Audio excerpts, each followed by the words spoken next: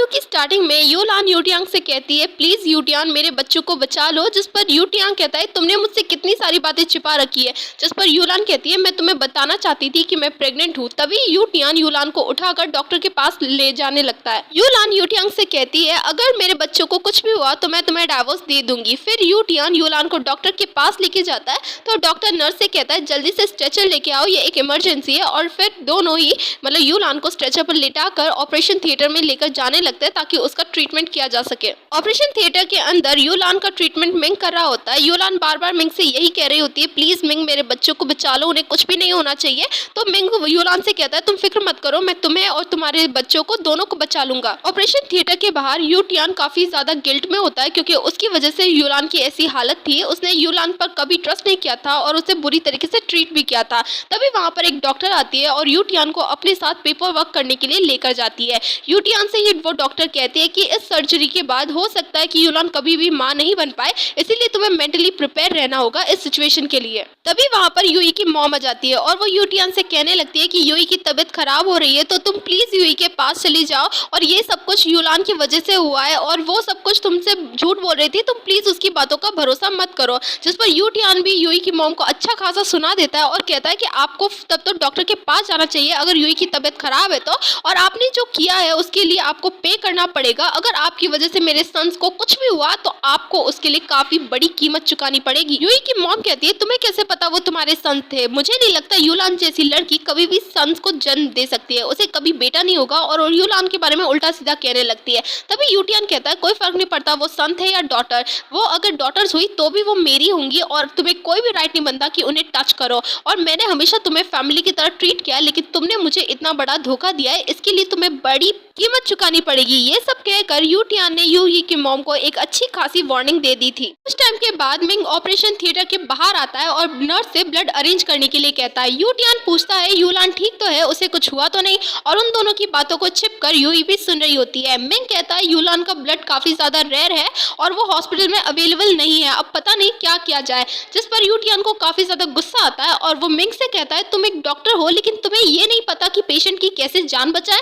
जिस पर मिंग भी उसे कह देता है कि मुझे तो अब तक रिग्रेट है कि मैंने यूलान को तुम्हारे साथ क्यों जाने दिया। इस बात पर दोनों की आपस में बहस हो जाती है और काफी झगड़ा भी होता है। तभी वहां पर यूई आती है और कहती है कि मेरा और मेरी सिस्टर का ब्लड सेम है और पहले भी यूलान ने मुझे ब्लड डोनेट किया था। जिस पर यूटियान कहता है, तो तुम जल्दी से जाओ और यूलान को ब्लड डोनेट करो। लेकिन यूई यूटियान के सामने एक शर्त रखती है, मैं यूलान की जान बचा सकती हूँ लेकिन उसके लिए तुम्हें पहले यूलान को डाइवोर्स देना पड़ेगा, तभी मैं यूलान की जान बचाऊंगी। लेकिन न चाहते हुए भी यूटियान को इस शर्त को मानना पड़ता है और उसे हाँ कहनी पड़ती है। फिर 4 दिनों के बाद यूलान को होश आता है। जैसे यूलान अपनी आंखें खोलती है तो उसके सामने यूई होती है जो कि यूलान को उसका डाइवोर्स सर्टिफिकेट दिखा रही होती है। यूलान कहती है, मैं जानती हूँ यूटियान एक ना एक दिन मुझे डाइवोर्स देने वाला था और फाइनली वो दिन आ ही गया। फिर यूई यूलान के मिसकैरेज को लेकर बात करने लगती है कि मैं जानती हूँ यूलान की मिसकैरेज होना काफी बुरा फील करवाता है। तभी यूलान कहती है, यूई तुम यहाँ से चली जाओ, मैं तुम्हारी शक्ल भी नहीं देखना चाहती। यूई एक टेस्ट ट्यूब को लेकर यूलान को काफी ज्यादा परेशान करने लगती है, उसके बच्चे के बारे में बोलने लगती है। तभी वहां पर मिंग आ जाता है और वो यूई को जाने के लिए कहता है। जैसे यूई वहां से चली जाती है, मिंग कहता है कि तुम यूलान परेशान क्यों हो रही हो, तुम्हारा एक बच्चा अभी भी सेफ है। जिस पर यूलान मिंग का मुंह बंद करवाती है और कहती है कि प्लीज इस बात को सीक्रेट रखना, किसी को पता नहीं चलना चाहिए कि मेरा एक बच्चा बिल्कुल सेफ है। फिर हमें पास्ट का सीन दिखाया जाता है जहां पर ऑपरेशन के बाद मिंग ने कहा था कि यूलान तुम्हारा एक बच्चा बिल्कुल सेफ है, उसे कुछ भी नहीं हुआ है। जिस पर यूलान ने मिंग से रिक्वेस्ट की होती है कि इस बात को सीक्रेट रखे और किसी को पता नहीं चलना चाहिए। फिर हमें प्रेजेंट का सीन दिखाया जाता है जहां पर यूलान मिंग से कह रही होती है कि प्लीज अब मेरे पास सिर्फ मेरा एक बच्चा बचा हुआ है और मैं उसे किसी को हर्ट करने नहीं दे सकती, मैं अपना एक बच्चा ऑलरेडी खो चुकी हूँ। और वो मिंग से बेग करती है कि प्लीज मुझे एक ऐसी जगह पे ले जाओ जहाँ पर मुझे और मेरे बच्चे को कोई भी नहीं जानता हो। तो मिंग भी यूलान को शांत करता है और उससे प्रॉमिस करता है कि मैं तुम्हें यहाँ से दूर ले जाऊंगा जहाँ पर तुम्हें और तुम्हारे बच्चे को कोई भी हार्म नहीं करेगा, कोई भी जानता ना हो। और वो यूलान को शांत करवाता है। फिर ठीक होने के बाद यूलियान सीधा यूटियांग के घर आती है और अपना सारा सामान पैक करती है।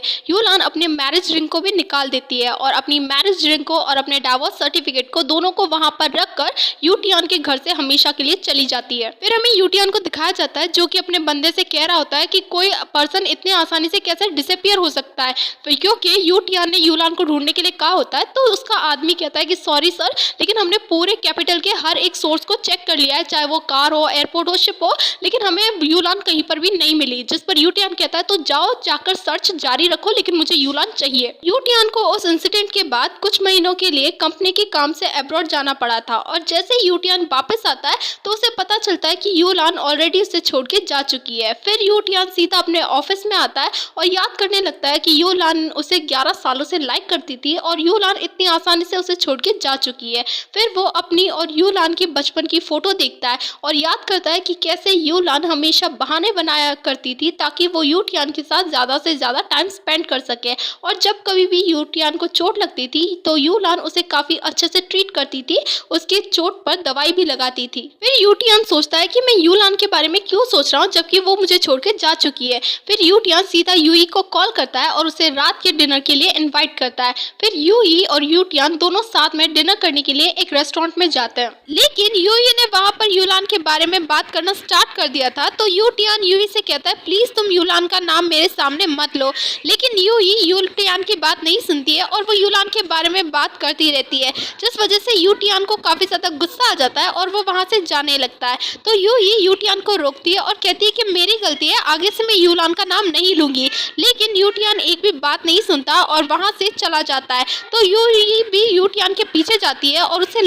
लगने लगता है कि यूटियान के दिल में यूलान के लिए जगह बनना स्टार्ट हो चुकी है। जब यूटियान अपने घर वापस आता है तो उसका दिल अभी भी यूलान के ख्यालों में खोया हुआ था और उसे अपना घर काफी खाली खाली सा, काफी उदास सा लगता है और उसे यूलान की हर सारी बातें याद आने लगती है कि कैसे यूलान यूटियान के लिए खाना बनाती थी। फिर यूटियान जब सोने के लिए जाता है तो उसे यूलान की काफी ज्यादा याद आ रही होती है, लेकिन वो खुद को कन्विंस करने की कोशिश करता है अगर यूलान चली गई तो क्या मैं अपनी लाइफ अच्छे से जी सकता हूँ उसके बिना भी। यूटियान कुछ दिनों के बाद अपने ग्रैंडफादर से मिलने के लिए जाता है तो उसके ग्रैंडफादर कहते हैं यूटियान तुम ना मुझसे काफी टाइम बाद मिलने के लिए आए हो, जिस पर यूटियान कहता है कि हाँ वो मैं कंपनी के काम में काफी ज्यादा बिजी चल रहा था इसीलिए आपसे मिलने के लिए नहीं आ पाया। फिर यूटियान के ग्रैंडफादर यूटियान के साथ खाना खाने के लिए घर के अंदर जाते हैं, जहाँ पर यूटियान के ग्रैंडफादर कह रहे होते हैं यूटियान वैसे तो मैं तुम्हारी पर्सनल लाइफ में इंटरफेयर नहीं करता, लेकिन तुम्हारे डाइवोर्स को हुए काफी टाइम हो चुका है तो तुम्हारे आगे को लेकर क्या प्लान है, तुम आगे क्या करना चाहते हो। जिस पर यूटियान कहता है कि मैं अपने लाइफ के इश्यूज खुद सॉल्व कर सकता हूँ। यूटियान के ग्रैंडफादर कहते हैं ये इशू सिर्फ तुम्हें ही नहीं बल्कि कंपनी को भी इफेक्ट करता है, तुम्हारे डाइवोर्स की वजह से कंपनी के शेयर्स की प्राइस काफी ज्यादा गिर चुकी है और तुम ही तो कहते थे कि तुम्हें यूलान बिल्कुल पसंद नहीं है और अब तो यूलान कभी भी प्रेग्नेंट नहीं हो सकती और हमारी जो फैमिली है उसकी लाइन को आगे कौन बढ़ाएगा, हमारा वंश आगे कौन बढ़ाएगा। यूटियान कहता है आपको इन सब के बारे में किसने बताया। यूटियान के ग्रैंडफादर कहते हैं किसने बताया ये इंपॉर्टेंट नहीं है। तो यूटियान कहता है तो आप मुझे हेडलाइंस में देखना चाहते हैं। यूटियान के ग्रैंडफादर कहते हैं तुम्हारा क्या मतलब है, तुम क्या कहना चाहते हो। तभी यूटियान कहता है कि मैं सब जगह ये अफवाह फैला दूंगा कि मैं एक फेमस फीमेल सेलिब्रिटी या फिर एक्ट्रेस को डेट कर रहा हूँ, जिसकी वजह से हमारी कंपनी के शेयर्स की प्राइस काफी बढ़ जाएगी। यूटियान फिर वहां से एक मीटिंग का बहाना करके चला जाता है, लेकिन यूटियान के ग्रैंडफादर को यूटियान का ये आइडिया बिल्कुल पसंद नहीं आता और वो यूटियान पर काफी ज्यादा गुस्सा भी करता है। यूटियान अपने प्लान के अकॉर्डिंग ये अफवाह फैला देता है कि वो एक फेमस सेलिब्रिटी को डेट कर रहा है, लेकिन वो किसी को भी डेट नहीं करता, वो सिर्फ अपनी कंपनी के शेयर्स के लिए ये अफवाह फैला देता है। और इसी तरीके से 2 साल बीत जाते हैं, लेकिन ये अफवाह फैलाना यूटियान को काफी भारी पड़ जाता है क्योंकि वो जहाँ भी जाता है पूरे मीडिया उसके पीछे पड़ जाती है कि सर आप किसके साथ डेट कर रहे हैं, वो कौन सेलिब्रिटी है, प्लीज हमें बता दीजिए। इन सबसे परेशान होकर यूटियान अपने कंपनी से ही भाग जाता है, कैसे ना कैसे बचाकर अपनी कंपनी से बाहर निकलकर अपनी कार में बैठ जाता है और यूटियान ने अब भी यूलान की मैरिज रिंग को संभाल कर रख रखा था। यूटियान सोचता है उस स्टूपिड वुमन को गए हुए पूरे 2 साल हो चुके हैं, लेकिन क्या मैं उसके लिए बिल्कुल भी इंपॉर्टेंट नहीं था जो उसने मुझे मिस नहीं किया। फिर उसे याद आता है लिनलान गार्डन एक ऐसी जगह जहाँ पर यूलान आ सकती है क्योंकि वहाँ पर यूलान की मॉम की अस्थियां रखी थी और यूलान हर महीने वहाँ पर जाती थी। फिर यूटियान भी लिनलान गार्डन जाने लगता है और यहीं पर हमारा पार्ट 2 खत्म होता है।